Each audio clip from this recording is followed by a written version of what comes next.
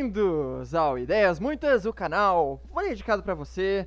Dedicado? Bem-vindos ao Ideias Muitas, o canal dedicado para você, professor que está procurando dar aquela tunada na sua aula, que está repensando a sua aula, tentando encontrar maneiras diferentes de realizar o seu trabalho. E para você também, aluno que quer entender melhor o seu professor, que quer melhorar o seu estudo, então vem comigo para o Ideias Muitas.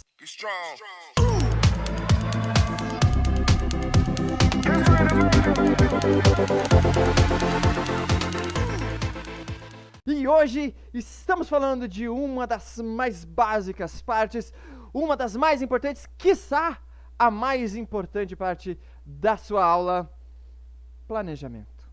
E aí, falando sobre planejamento, então, pessoal, o que acontece, ok? Muita gente acha que é simplesmente você abrir o livro, você dar uma olhada ali em quais são as figuras que você vai ter, qual que é o conteúdo gramatical que você vai passar para o seu aluno e pronto, você está preparado para você ir lá enfrentar a sua galera e para você passar o conteúdo lá no quadro e etc, né?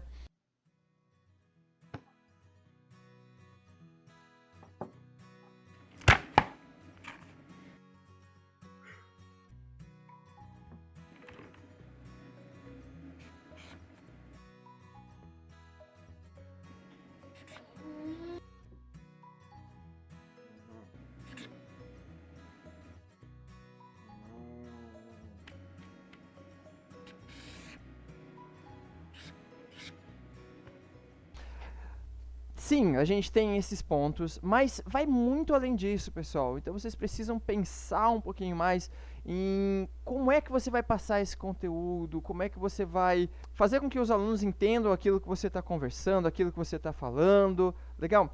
Então é muito importante você planejar e você planejar com antecedência. Okay? Então vamos para a dica número 1.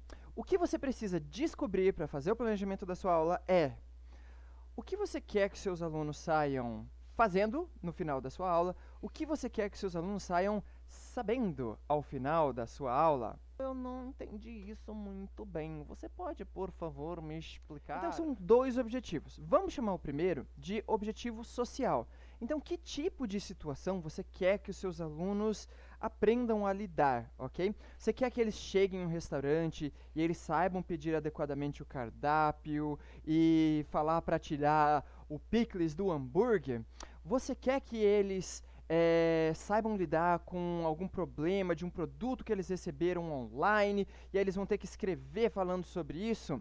Esse é o primeiro objetivo que você vai pensar a respeito. E vamos chamar o segundo de função, ok? Objetivo funcional, você escolhe o nome, meu caro, ok?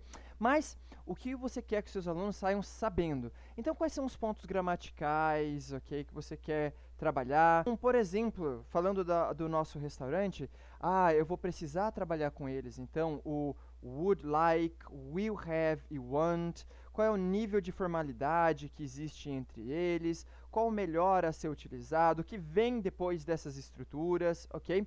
Trabalhando no meu caso aqui do inglês. É na carta formal?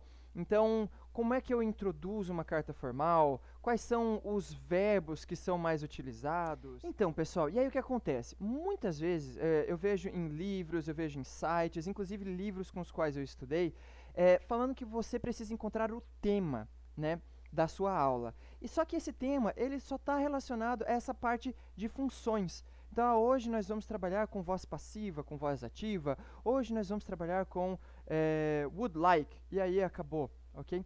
Mas o que acontece? Para o seu aluno, não vai ajudar muito ele se ele não souber para que ele vai usar aquilo.